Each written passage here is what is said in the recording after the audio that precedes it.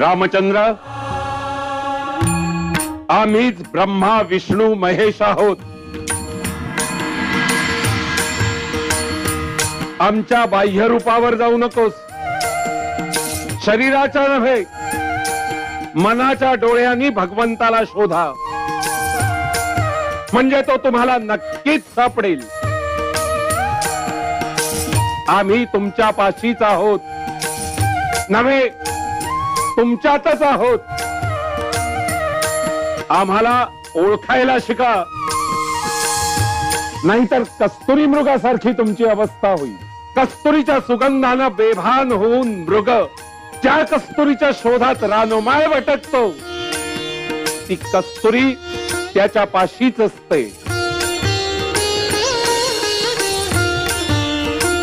येऊ नकोस, मी तुझ्या पाठीशी आहे.